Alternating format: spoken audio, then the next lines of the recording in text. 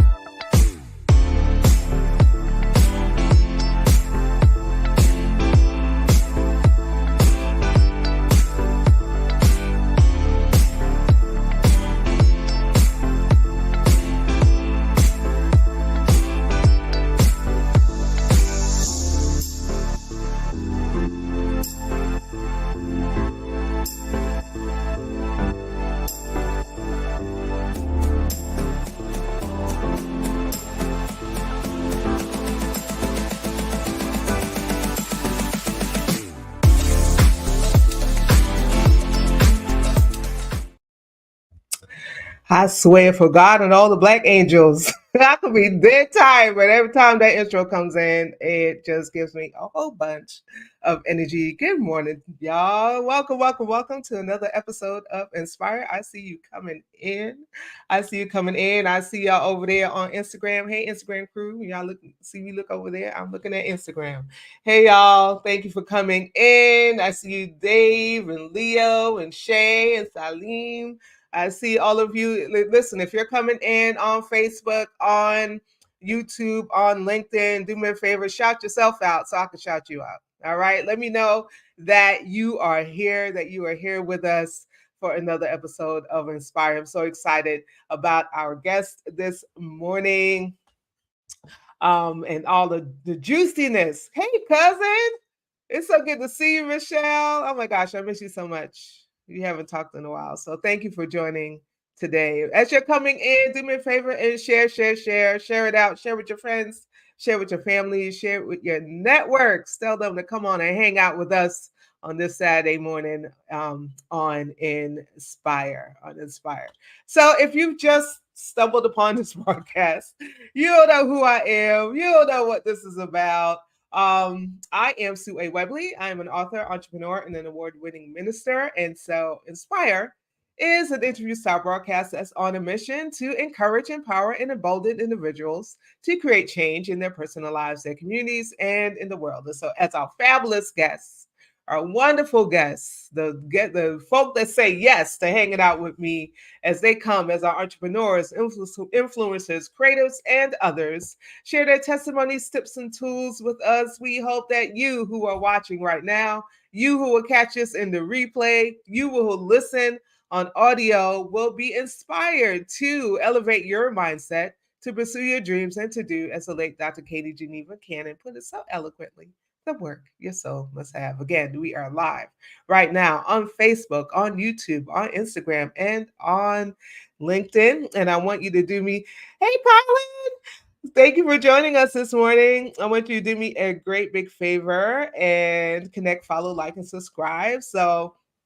as I've been saying every week, I'm building up my Inspire with Sue W social media presence. And so please do me a big favor and follow me on Facebook and on Instagram. And it's not on what you're seeing on the screen right now, but I am growing my TikTok because I want to eventually go live on TikTok with Inspire.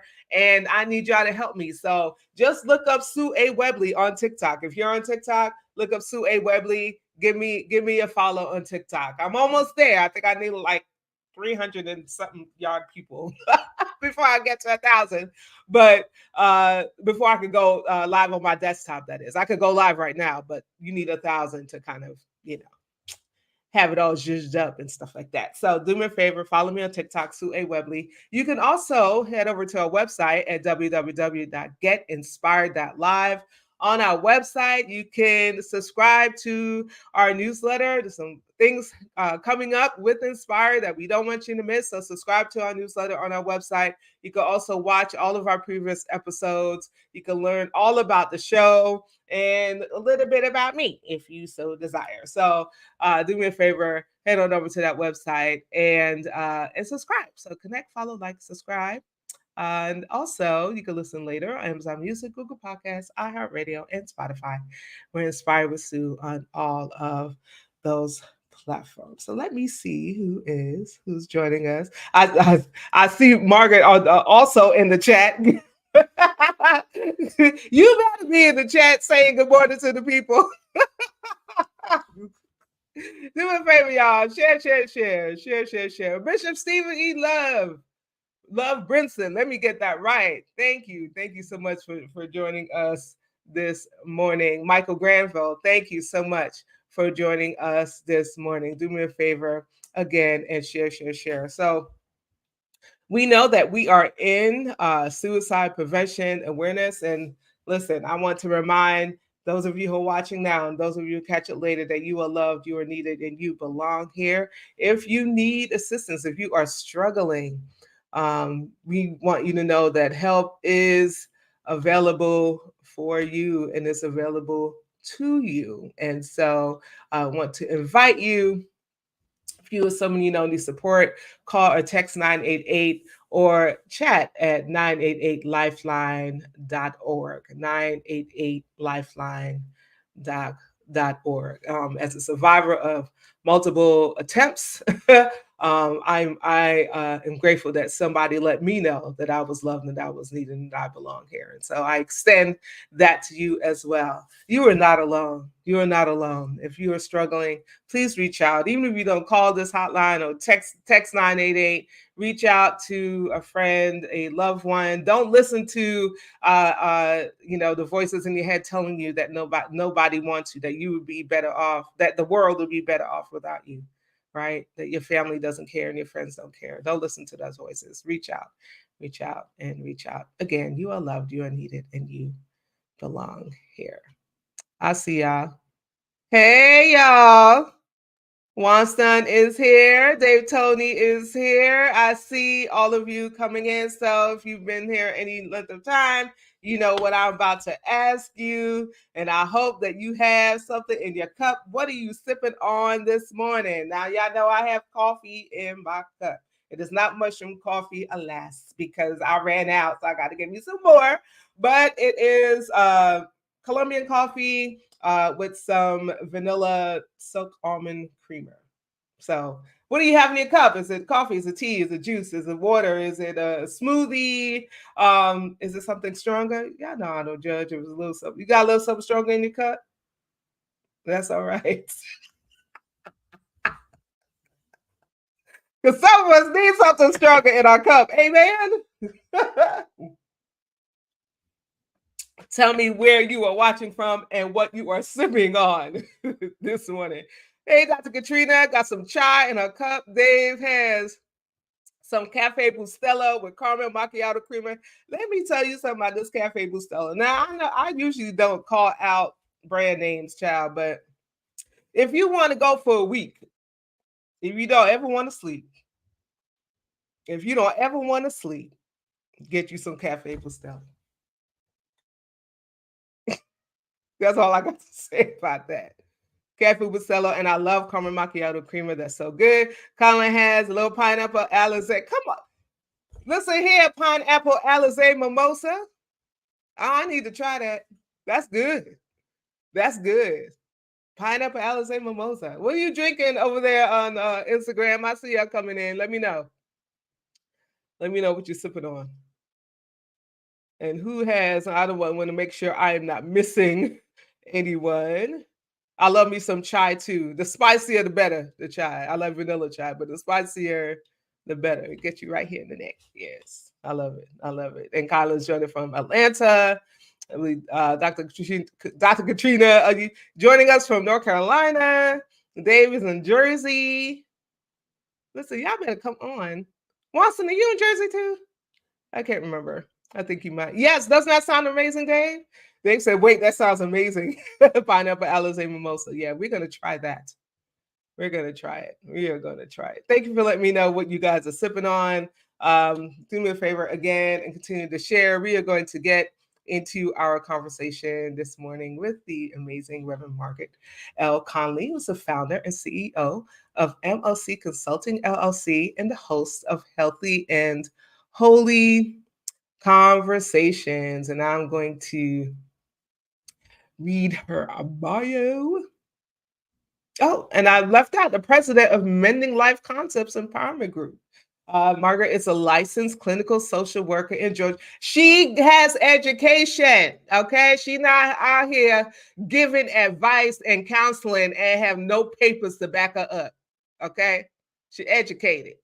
She's a licensed clinical social worker in Georgia, Alabama, and Tennessee, 3 states, where she provides crisis services and trauma-focused clinical therapy. She is trained as a trauma therapist in EMDR, internal family systems, Adlerian play therapy, and brain spotting. I hope I pronounced that right.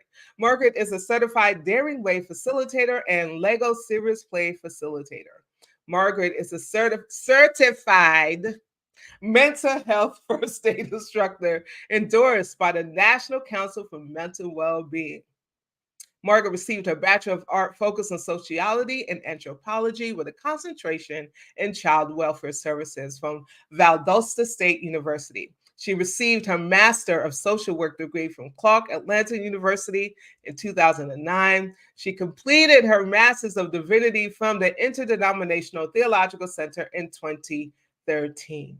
Margaret has produced an evidence-based model. Evidence-based models. We love evidence-based models, which is a clinically aligned theological method designed for use by clergy, academics, and clinicians to help lead the conversation around faith-based trauma in individual and community settings. She is the founder of Healthy and Holy Conversations and the producer of the Healthy and Holy Summit. And we're going to find out more about that. But let us welcome the amazing Reverend Margaret L. Conley. Hey, sis. Hello, everybody. How y'all doing? You just bright-eyed this morning. You're glowing, girl. You're glowing. I'm not going to ask Every time, why, but you're glowing. every time I hear my bio, I'm like, "Is that me for one?" And I have to go through, like, I have it up, and I'm like, "Man, it." And then somebody's like, "Well, you need to update it because other stuff is happening," and I will. And then I'm just happy because you honored to have me, but I'm honored to be on Inspired. Like Inspired is, I'm trying not to cuss on your platform because they You can know cuss. everybody watch out their Go whole, ahead and cuss now. y'all the shit. Yeah, you be running shit too. So I'm like, man, I get to be on this platform, and then one of my all-time faves, she my big sis, one of the few people in life that can send me a text message and say mean things to me, and I get right on it. Like, so to follow Dr. Danielle B. Hero is an honor. Like, I love her. So just honored to be here. So really bubbly and breathing a little bit, and not in Georgia, sitting in Connecticut in the woods. Come So on, I get it. It's Connecticut. wonderful out here. Yeah. So, so all of that cheeriness um, is there, and I'm just honored to be here this morning. So Oh, I'm so honored to have you here. Thank you for saying yes. I'm grateful that we were able to find time for you to come and hang out. And you are in the middle of your self care day or self care moment, yeah. and you are incorporating incorporating Inspire into your self care moment. So I am Well, doubly honored and grateful that you have carved out time to be with us today. What are you sipping on? I'm sipping on black coffee because I couldn't find a Splenda packet. But I always travel with something from home. And so Rev Coffee, like I'm sitting here doing a So free you advertisement need on to your see the cup. platform. But You put it okay. but What's the cup say? Rev Coffee Roasters, like this keeps me going every day in Smyrna, Georgia when I'm at home. And Mm-hmm. but it's black coffee. But I really enjoyed seeing Dr. Pugh's offering that he gave, and I'm gonna have to try that. Listen, I saw you snapping your fingers in the back. I was just like, okay, I that's want some that's of a that. combination.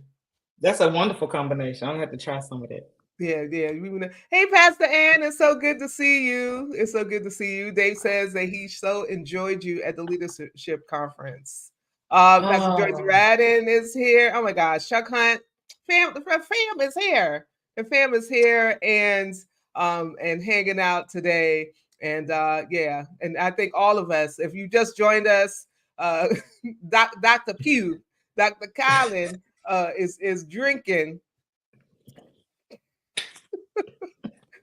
a All the pineapple deliciousness. Alizé mimosa, and I need all of us who partake to go and try it because it just sounds so good. It does. It sounds wonderful. I'm like, that's a good wake up drink. But then now you weren't lying. Now what you weren't lying about was that Brazilian coffee. Yeah. And I was in Brazil for 2 weeks, and my teacher is Brazilian, Dr. Reginaldo Braga. So he Hmm. introduced that to me in 2010. And we had a 6 p.m. class, and he's like, well, this is what I'm drinking. So, I'm like, I'm a coffee drinker. I'm cool with that. No, I was up. Like, that was worse than the jail. I worked inside of Atlanta City Detention Center. That's the Atlanta Mm. jail. And, we had like the 12-hour coffee that was burnt, but that's all you had. That kept me woke. That Brazilian coffee kept me woke longer than that. I said, what is Oh, this? This is something in a cup. And I haven't touched that since. It's been 14 years since I put that in my body. I'm like, I just want to go to bed. I'm out. like I need sleep. I can't drink that. And they just sip on it. Like you go to Brazil, they just sipping on it all day. I'm like, this is why y'all cheering up. Listen, Because it's something that's special in my your cup. That ain't Folgers. it's not for Ain't nothing about that Folgers. I was like, damn. yeah. No. Folders be trying. Folders try though. I used to They be can't a they can't compete with that. They no, no, cannot compete no, with no. that yellow, red, and blue. No, they Mm-mm. cannot. No, they Mm-mm. can't. No, they No. can't.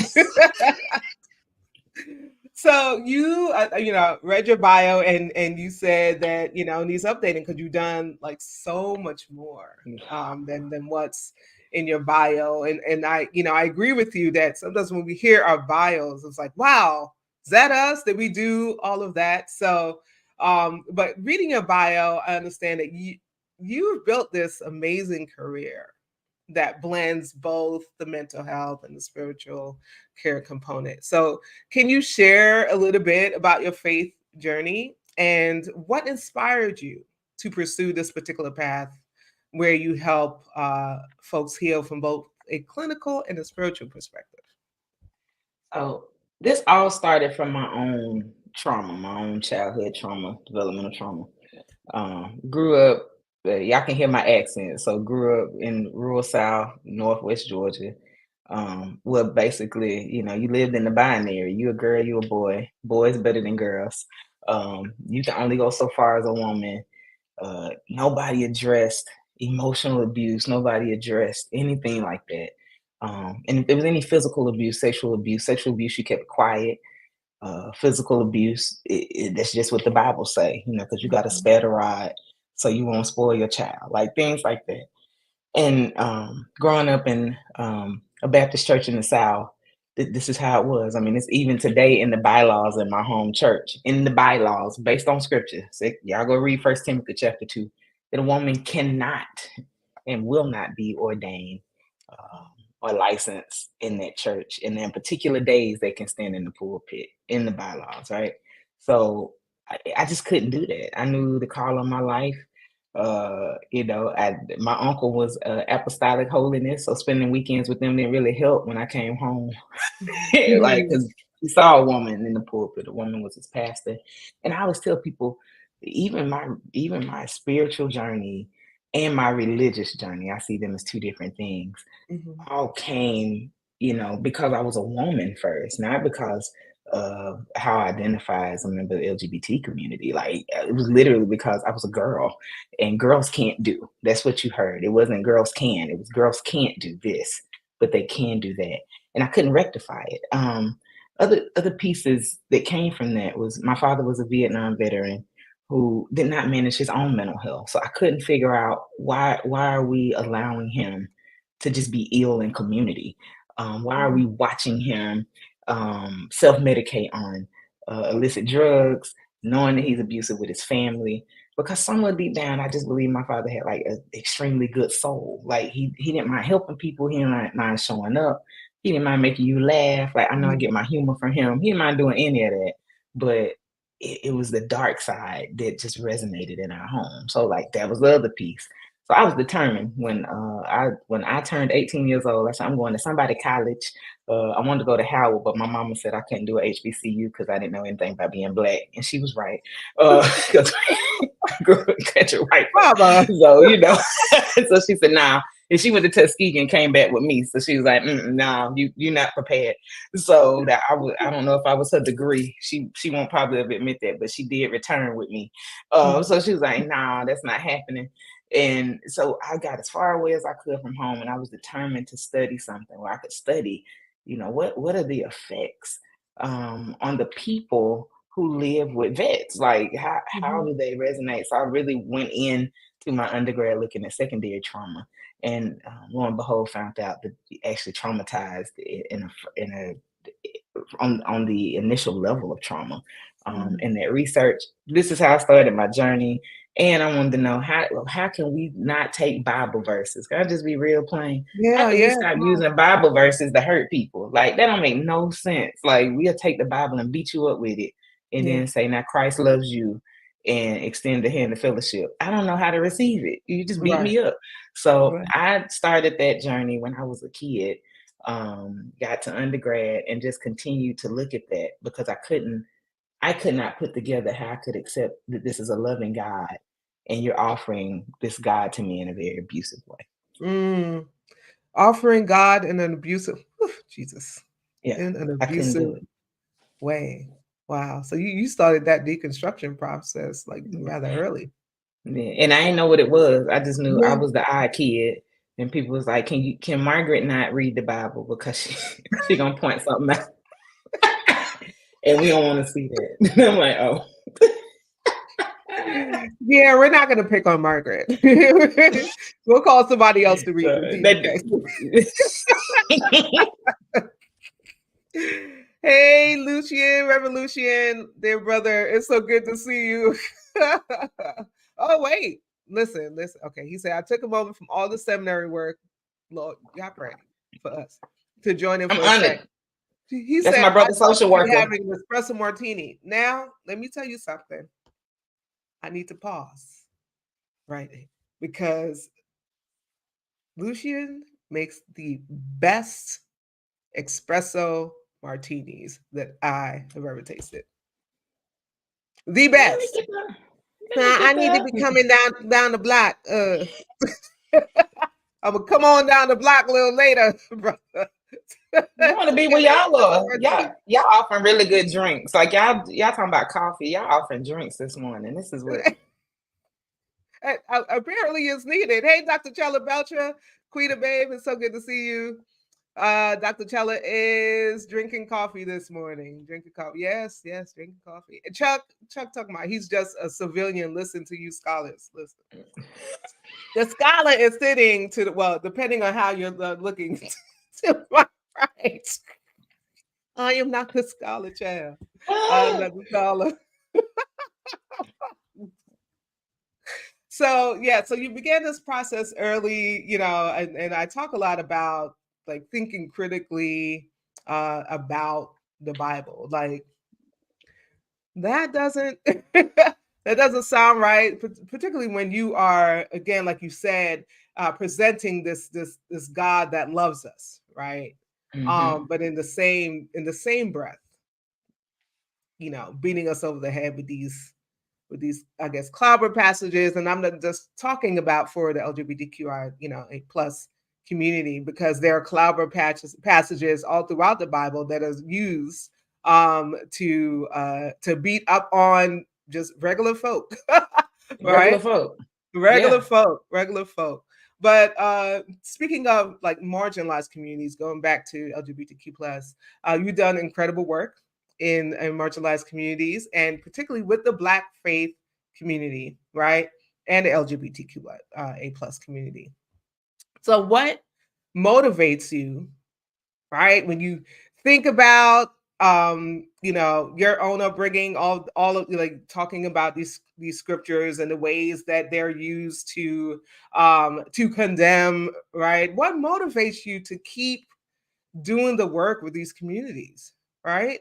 What motivates you to keep advocating, especially when faced with resistance?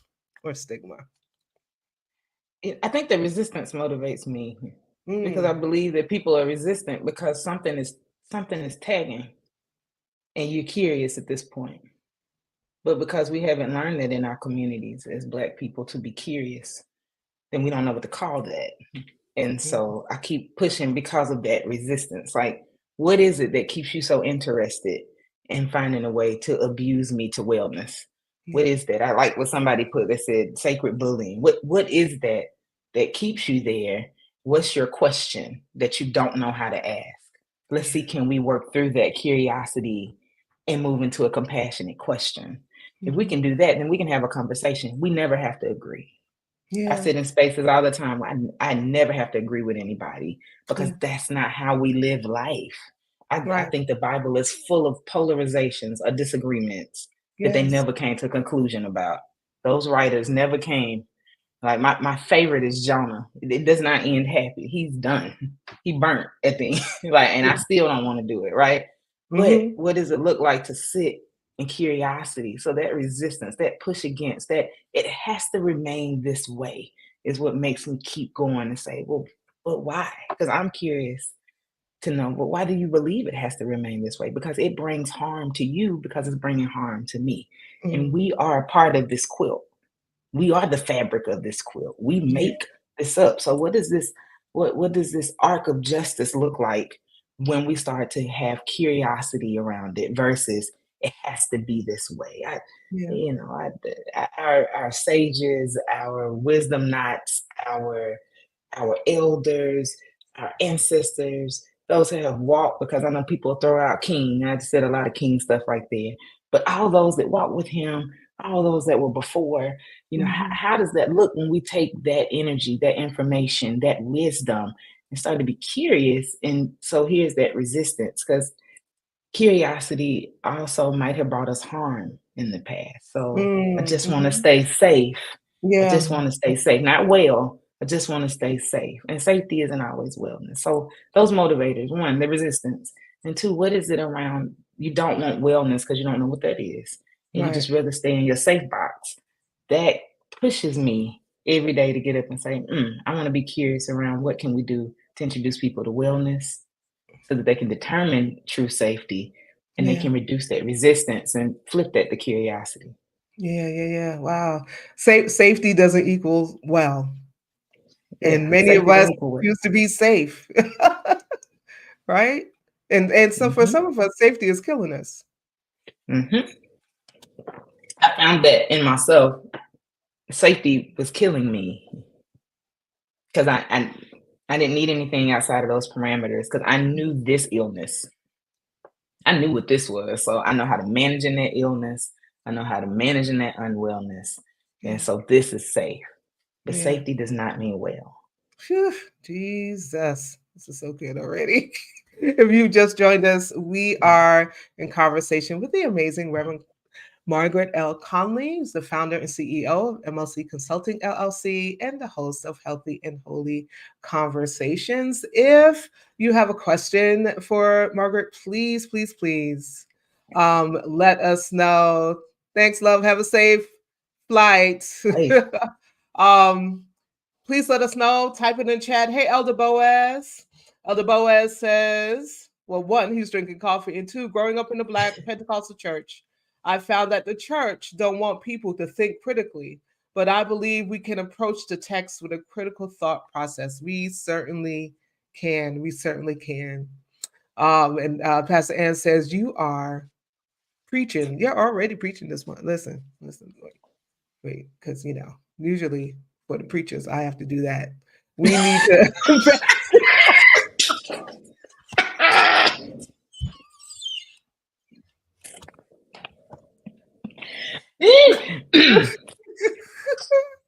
You gonna put your Bless cash God. in the chat. I Bless just want to God. give you a gift towel because this is good. Um, so the show, of course, is inspired. So tell us about some of the people who inspire you and how they have influenced the work that you do today.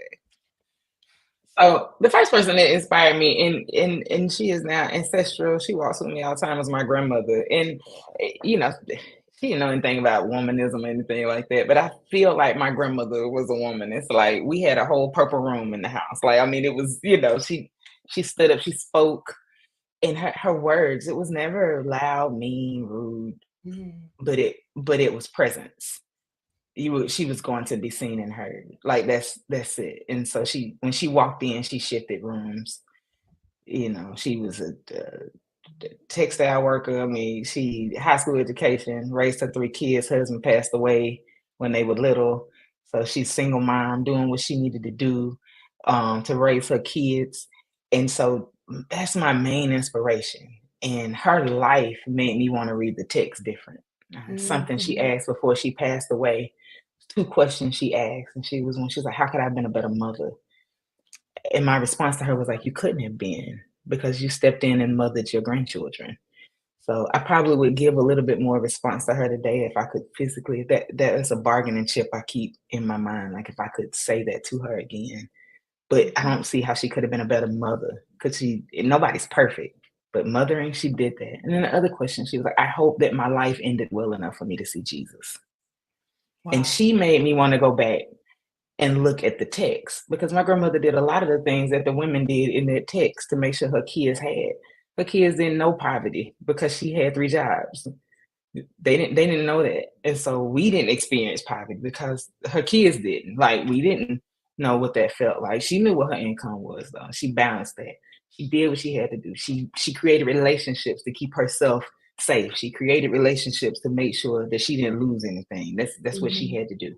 She made me go back and look at women in the text and say, I wonder, because these are the same women we would preach about and call them out of their name, yeah. but were they just doing what they needed to do to survive? And coming back to the text around Genesis with that particular Tamar, like, were we doing something that was holy?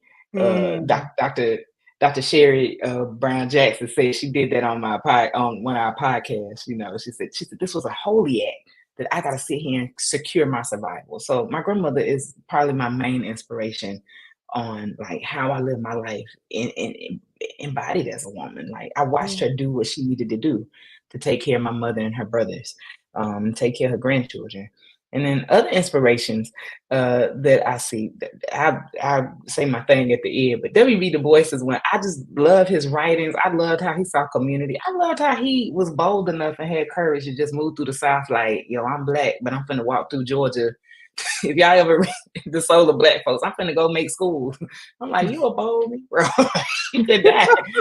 So I'm like, what are you doing? So like that's another sociological voice that really like push, which is one of the reasons I put Clark Atlanta University because he was one of the deans. Like I was like, man, I just want to walk where he walked. yeah. And then um, the women that inspire me though, one Pamela Lightsey, Dr. Pamela Lightsey is she. I have never told her this, but literally inspires me even beyond her writings. It is Wow. how she sits down and reads. And I've been going so fast. I got clocked the other day, going so fast. I skipped some stuff and something I was reading. But how she literally takes it and dissects it and brings it. And that's how I started to read my Bible. Like I was like, man, Mm, like she does everything like that. What are the key words? What are the key sentences here? She is one that inspires my work, and inspires how I see the world.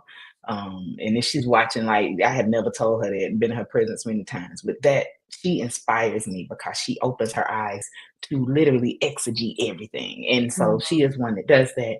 Another scholar is Dr. Randall Bailey. Like he is rabbi, he like Papa, and he too is one. Take a look at the text and read it. What does it say? Don't try to put something that'll make you feel well. What does that text say? And when he taught me that, I have kept that in my heart for almost 15 years. Like, what does mm, it say? And sit with that. Don't run away from it. That's uncomfortable. Like, what does it look like to sit here and read in Kings where the slave girl showed Naaman where he could go for healing? But did she ever get free? That's the question. I got to yeah. sit with and so and others in that same vein, Dr. Will Gaffney, Dr. Valerie Bridgman, who y'all sitting with, like all of them inspire me And then for personal support, I already said Dr. Danielle Behero. That's my big sister who can say whatever, Hey, Dr. whatever Dan. to me. Whatever to me. And she just inspires me with her life moves, like just watching how she moves through everything, through adversity, through and just in the most humble way. Mhm. And it's that's her. Like she's not fronting, like literally humble. Yeah, And how she moves. And then some other mentors professionally, Ann Cinco, it's like my therapy mom, and Mary Kruger, who I'm sitting in her space now for rest. Like these are yeah. feminists who have like literally said, hey, this is how you can rock and roll, as a therapist and still see what you see, Mhm. and acknowledge what you see, and then how you're going to move in curiosity, how you can move with courage to walk through that. So inspiration comes from so many, but that was just a few.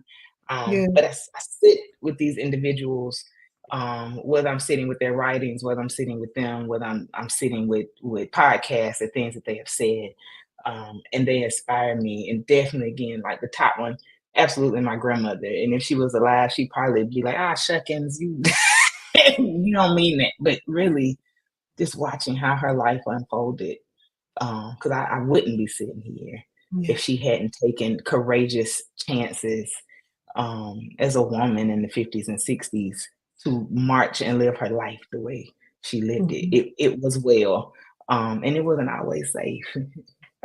Yeah. And Yeah. Yeah. that's what Yeah. made it beautiful. Wow. Thank you so much for sharing. And we're going to take a break in a minute. But let's talk about like the relationship between faith and mental health. How do you see faith and mental health kind of intersecting? And can spiritual practices play a role in mental health recovery, especially in Yes. communities of color? Go ahead. So I know we're going to go to break. I'm going to answer the second one real Yeah, quick. answer it. Yes. Yeah. Yes, the answer is yes. Can it play a part? Yes. Our spiritual practices are a part of our wellness. So what has happened in westernized society is they've taught us to separate body from mind from spirit. That is impossible. That's not even an offering in the gospels, and you won't find that offering in the text. Because if the gospels are true, those that wrote that, they said, you have to love God. It's part of those two commandments that Jesus left us with all of your mind, your body, your soul, and your spirit. Like, how can I separate it? That's how I have to love. And then that love is extended when it says, love your neighbor as you love yourself. So I can't separate these things out. Another inspiration, Bishop Flunder, she preached this sermon around, don't abuse, you abusing your flesh is abusing yourself. I mean, that's what I grabbed from it. But you Mhm. can't separate these two. And so in your spiritual practices, understand your own divinity in your body, in your mind, and in your soul. And so those practices, whether you are sitting with African centered practices, whether you are sitting with making sure your chakras are in line, whatever you're doing, understand that that is for the totality of who you are. Mhm. Spirituality does not mean church. It does not mean I read my Bible. It does not mean I sit in my Quran. It don't mean that I'm holding up with my Kabbalah. No, spirituality is, in the words of Servant Kierkegaard, what is the totality of who I am? There is my spirituality and its components, and you can see where now, my physical, my emotional, my social moves into this realm of spiritual, because that Mhm. is how I'm taking care of all of me, Mhm. not just pieces of me, because I will come back, we have been bifurcated, we've been split, we've been set apart in pieces and told pieces of us are bad. And that's not true. If the text is right, all of us was made good. We have had bad experiences that have caused us to split. How do Yeah. we now remember, in the words of Jamie Eddy, how do we remember ourselves Yeah. and come back together in our wholeness? Yes, yes, yes. So we'll talk more on that because I know you have a lot more to say on that when we come back from this really quick break. And we'll be right back with some more conversation with the amazing Margaret L. Conley. Want you to do me a favor. Again, I said it at the top, but wanted to remind you to please follow, please follow on Connect, follow, like, and subscribe on Inspired with Sue W on Facebook and Instagram. If you have a TikTok account, please look for Sue A. Webley. And follow me on TikTok. I'm building up TikTok so that I can begin to go live with Inspire on TikTok as well. So help a sister out. Go over there, give me a follow, Sue A. Webley on TikTok. You can also head over to our website at www.getinspired.live. You can find out all about the show, view previous episodes, learn a little bit about me if you so choose, and subscribe to our newsletter. We don't want you to miss anything that's happening with Inspire. If you or someone you know is on a mission to create change while inspiring others to do the same, we want to hear from you. We want you to join us in conversation, or join me in conversation rather, on a future episode of Inspire. So again, you can head over to the website at www.getinspired.live. You can book your appearance right on the website. So you can go on the website, go to schedule appearance, book your appearance, and fill out that form. And I will get right back to you to schedule your date. Also, their sibling, Yanni, needs a kidney donor. She's looking for a kidney donor, and I will say this every single Saturday until she gets one. Let us gather in community to make sure that she gets her kidney. She's in search of potential donors that are fairly healthy, that have the blood types A or O, and have the courage to commit to surgery and save her life. And she'd love to share the safety measures with you. And so, if you're interested, please reach out. Email her and her family at peacepeopleinc@gmail.com. That's peacepeopleinc@gmail.com to contact her and her family directly. You could also head over to EmeryLivingDonor.org and fill out the survey and enter her name, which is Ayana Davis. Her name is Ayana Davis. Yeah, this is the work of community. Let's gather together to help make sure that our dear sibling gets her kidney. We are getting ready to go back into some more fabulous conversation with Reverend Margaret L. Conley.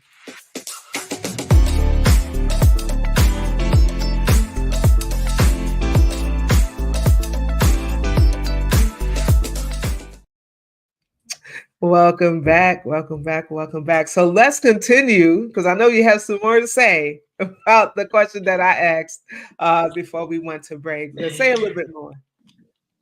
So, like bringing it back in, I don't want to seem like I'm glossing over certain things, but it's just it's really important that we see ourselves embodied, because we have been asked, we have been offered, we have been forced to disembody. And it's historical. So, we talk about intergenerational trauma and we go all the way back as far as we can. But for African Americans, I say black people because I have some African American friends who are immigrants, and we just finally decided that, I'm just gonna say black. I'm gonna say 1619 folks. You came off, you started a boat, and that sounds so harsh until I'm about to say what I'm about to say. We have to keep looking for that. Like, how do we put ourselves back? How do we remember? And we have to see the offerings that were written on paper. I believe we've all been washed in white supremacy culture. I'm not saying you racist. I'm not saying you prejudiced. I'm saying we've all been washed in these beliefs, and we were given the text off that boat that this is what you got to do to survive. You got to follow this scripture to survive. Even the offering is, they use the Thessalonian text, that to be absent from the body is to be present with the Lord, and that's what we're striving for. So even in our communities, we find that people are seeking heaven instead of seeing how they can live life today and be embodied in their life. That's scary when you say, hey, what would it look like for you to be in connection with yourself? What would it look like for you to know what your flesh feels like, what it needs, and how that nourishes your very soul? Because it's all connected versus I'm just trying to get to heaven. We do spiritual bypassing because we don't know how to be embodied. So now to come back to it, the spiritual wellness of everything is, how am I in my totality? How do I see myself as divinity? How do I walk as Imago Dei? How do I walk as the image of God on the earth and see that I am good? And so that is that answer around what is it, mental wellness? Yes, our faith is connected to our mental wellness. Our spirituality is connected, even our religious practices, because some of us, we hold that dear. That is a part of our fabric. That is a part of who we are individually. And how do we do that and expand our knowledge on it? Because I don't believe that the word is infallible and inerrant. I think it's got a lot of errors in it, especially Yeah. when you go back through history and find out they created a Bible for slaves. Y'all go, that's Googleable. Right. And you like, oh, well, here's the first inerrant moment. Like, so you piecemeal the Bible together so that I could believe this? Nah. So this, how do I expand my mind? That too is a part of our wellness. And those I'm purposely saying wellness because some of us read our Bibles, we sit with our sacred texts because and we believe that these are the only sacred texts because that's safe. I can fit into the community. I can look like community, not knowing that that's destroying my wellness and my emotional state. Right. And how do we do that and expand? So that's where I sit with that because the totality of who you are is connected to your faith, connected to your spirituality. And that is how that's connected to our emotional wellness. I think somebody put in the chat, like spirituality is emotional wellness. Like Yes. me being well is a part of my wellness. That's definitely a part of my emotional wellness. Wow. Thank you so much for sharing. Jesus, I feel like we need 2 hours. We need 2 hours to get through everything. So it is Suicide Prevention Month. And many faith leaders might feel unsure about how to address, right, mental Yeah. health and Yeah. suicide in their congregation. So what advice would you give to them? This is my advice, and I got my siblings on here who walk with me therapeutically and in spiritual spaces. This is it. Pay attention. I'm offering to leadership, but that's what we're talking to. There's a moment that you have to sit in a space of holy listening. How are you exegetically walking with your congregation? Not how are you interpreting a text that you feel the Lord said deliver, but how are you taking on reading the congregation and their needs? How do you build relationship with them so that what you offer them is states of wellness and you offer them containers of wellness that they can determine their safety? Moving that to suicide prevention. Suicide, I think it's a two-piece thought if you give me just a moment on that. I do not believe that it has a look, but I do believe that it has signs. I just don't Yeah. believe that it has a look. Like people don't look like they walking around like, oh, I'm finna do it. But it does have signs. People are telling you if they don't feel like their presence is needed on this earth anymore. People are deciding that their life is unnecessary. When you hear that level of conversation, then be curious with them. Not try to fix them. Don't try to bypass them by saying, but God made you well. That's not what they're offering to you. They're saying, I don't feel like my life is adding to the fabric of that quilt anymore. And so I'm deciding I don't want to be here. And that is when you get curious around what is it that they want to add. Sit with them and have that conversation. If it's at a point that you cannot manage that spiritual leader, don't gloss it over with scripture. Don't gloss it over with quotes. Don't gloss it over with things you think feel good to you, because that's going to end up being for you. Listen to them and then see what does it look like to connect them. Do what is it called? A soft connection. Walk them over to help, to professional help. What does that look like? And for some of our congregations, Sue, they don't have professional connections because Right. the pastor is the be all end all. So you Yes. don't you don't have any connections with a therapist or a support in your community because we can do it all right here with the text. No, that's not true. And that's not the offering even in the text. We Yes. perish because of a lack of knowledge. That's from your Mhm. proverbial text in your Bible. So what does it look like from that knowledge? Gain knowledge by connecting with people in the community so that you can walk people over to where they can receive wellness. Your container might not be well for them anymore. Walk them over to a container that can provide them a place of wellness so they can find their safety because they're looking for home. There's a yearning when someone is sitting with suicide. Like, I'm yearning for connection. We are human beings. Human beings are designed to connect with other human beings. so that you may not be alone. We take that text to mean marriage and making babies. That ain't what they're saying. So that you Yes. may not be alone. We are Mm, designed to connect. yes. And that is that yearn, that pull. And when people don't feel like their life is adding to or is valued here, then they would rather be where connection can be. And they're trying to find it. See what Yes. that looks like and get them connected. Walk them over. Walk them over. That means take your hands off. Right.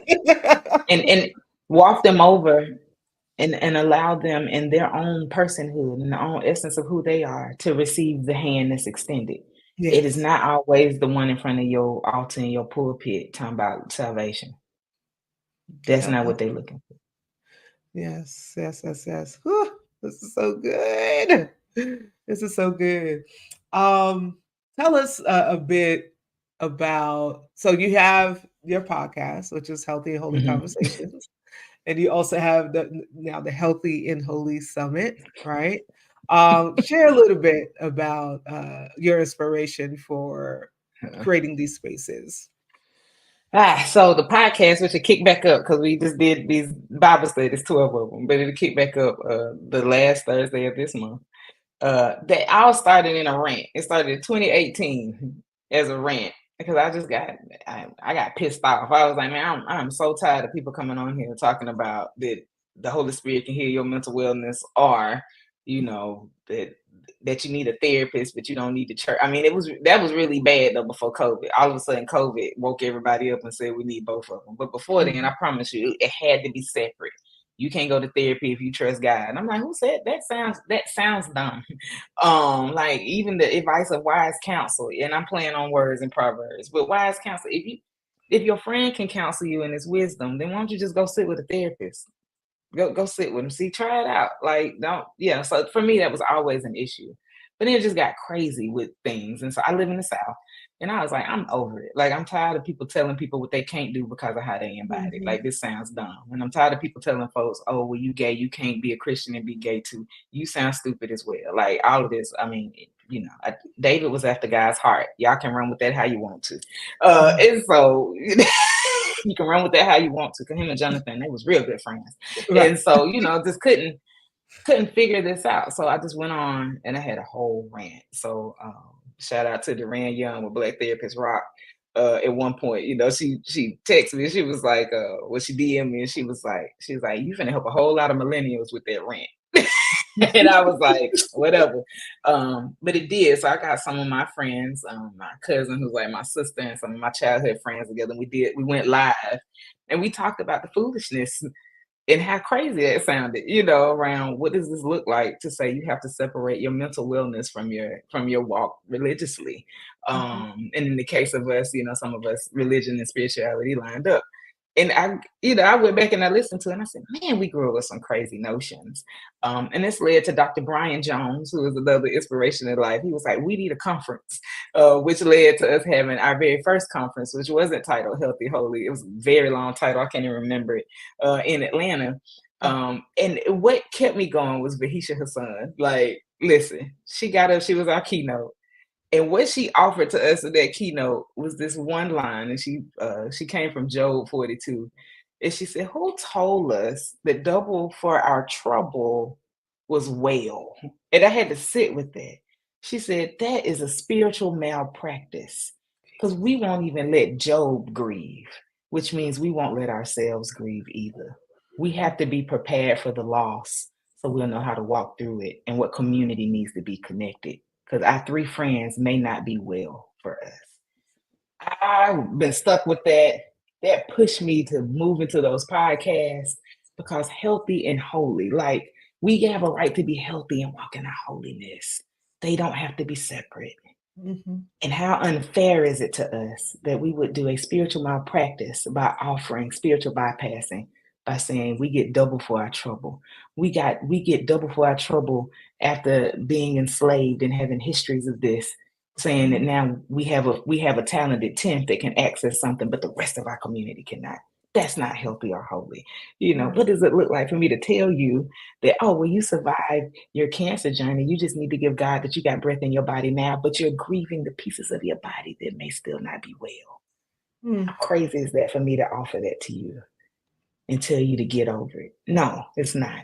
And so, in healthy, holy conversations, we focus on everything that can be healthy and holy. So, it's not just our mental wellness. What does it look like for communities of people to not know the resources that they have because their communities don't have access to funding? They don't have access to federal aid. They don't have even access to grocery stores. mm, Y'all ever take a walk through St. Louis? Oh my God. So that is the gist of a healthy, holy conversation. And we bring people in. The conference is 3 days of those conversations around grief, around emotional wellness, around theological understanding of biblical texts, around so much. And when I say I have a big community of people who love me that have been on to talk through this, Dr. Irie's session was probably one of my favorite, where she said, "You have every right." She talked about her and Dr. Chandra Parks talked about financial wellness and our emotional wellness. And they said, mhm, your emotional wellness is definitely tied to your finances, as you have every right to receive currency through and in your body, like wow, things like that. Because in our community, we're taught, hey, your value is low, and that has been taught to us for centuries. Y'all go look up the word eugenics. And that mm, now lives in our body through DNA and epigenetics. So mhm, no, these people are they're rewriting and restating, and it's an honor to have them on the platform with Healthy Holy Conversations, and they yes, do it often. So I'm a shameless plug. Y'all go through for whatever is left with the Bible studies that are still up. mhm, Those individuals did that, and so that method that was mentioned in my bio, is transformative in that it's a trauma informed hermeneutical method. And so what happens in that is that we take trauma informed care methods, and I'm gonna look it up. We take those 6 areas and we move the text to see if those 6 areas are marked in the text, and if they are not, what can we sit in curiosity around to find ways of self-care, and self-care coming from the components of what does it look like socially, what does it look like emotionally, what does it look like for me to be able to live my life with that, and what does it look like around the fairness of how we move and do that, so that we can move in a way that's healthy and well, from the biblical text. So I yes, invite you to go look at that. That's how we kind of summed up, myself and Reverend Terrace Broughton Robinson. We summed that up in collaboration because we wanted people to see in the text isn't always healthy. It isn't mm, always safe. mhm, mhm, mhm, And so listen to that. And what are you curious about, or how you want to now take these texts and put them out into the earth again for your wellness? Not just because it's the Bible, but for your wellness. yes, yes, wonderful, wonderful. Um, so I have to get these last 2 questions in, so because with all that you do, right, and the type of work, the specific type of work in guiding and helping others through, through their traumas um, and help and walking them, helping to walk them to wellness, walk them to healing. Uh, how do you stay grounded? So I'm a nerd, and I announce it because yeah, people say scholar, but I just like information. So one thing that keeps me grounded, I like to read, like, and I Mm, like to read all kind of stuff, and my brain just always puts it together to see how it can work. But that keeps me grounded. And I love nature. So I'm a bigger embodied person. Like, I got a big body. I don't want to insult other people because I don't mind saying I'm fat. And I don't mind it. But I actually like to hike. I like to be in the woods. I like to be in nature, take my time. So those are other things that keep me grounded. Um, because that just reconnects me back to myself. And reconnects me back to sources of wisdom and wellness. So those are things that I do to stay grounded. The other thing, I ain't gonna lie, and I need maybe I need to talk to my own therapist about it. Is I really like watching like TikToks. Like that has become like a little obsession of mine. So I could laugh because I love laughter. That's the other thing. It keeps me grounded. Like y'all Yeah. will find me laughing somewhere before the end of an event. I'm gonna make a joke. I'm gonna do something. But that brings me back into my body. Yeah. And reminds me of my humanity is when I can laugh. So those are some of my practices that keep me grounded and not ashamed of it. I got a wonderful therapist. She's been my therapist for 12 years. That has walked me through so much. Is so I don't have any issues with plugging. Y'all find somebody that's a professional to help you. Go sit with them. The couch feels good once you get used to it. It feels good on your booty.